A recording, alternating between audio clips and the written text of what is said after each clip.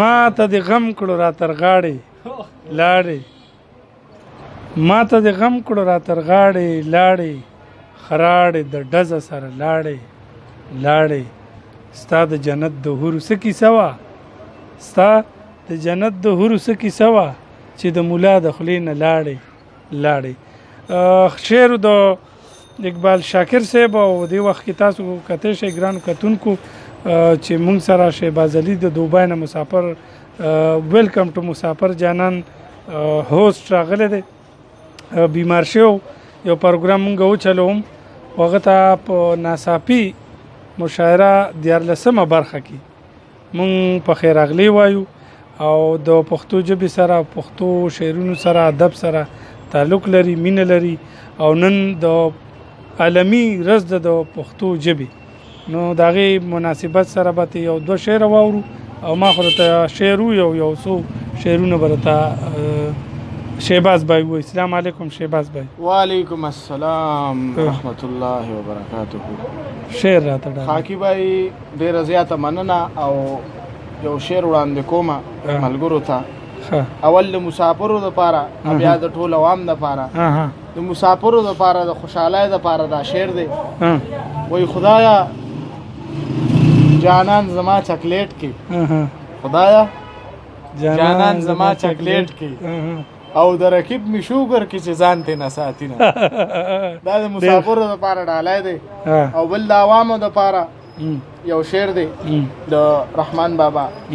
وایي ژوندې ځان په ځمکه خښ کړه لکه تخم ژوندې ځان په ځمکه خښ کړه لکه تخم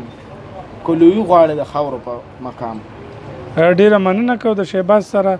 او د دې پیغام سره موږ تاسو ته مخامخ یو چې د جمعې پر ورځ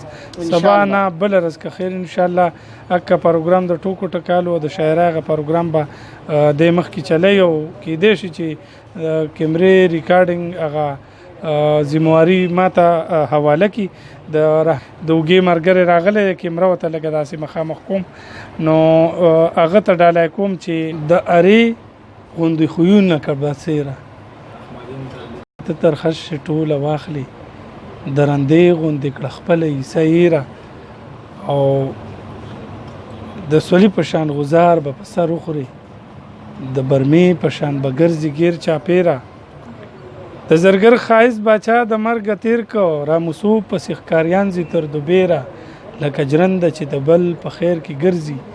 داسې ته ګرځه تر بل سړي در خیره دا دوکه ده د شیطان چې رب رحیم دی احمدینه په ګناه نشي دلیره زرګر کله پرېږدي بغیر سولاغه د داغدار ځان ساتي اخلي بې داغه کوټه هېڅوک د کره په قیمت نه اخلي د بلبل لپاره زاغ شړي د باغه او ستا منزل ته ستا مطلب ته منزل ډېر عمر دی کم دی ته پیاده په لار کې مه کښېنه پراغه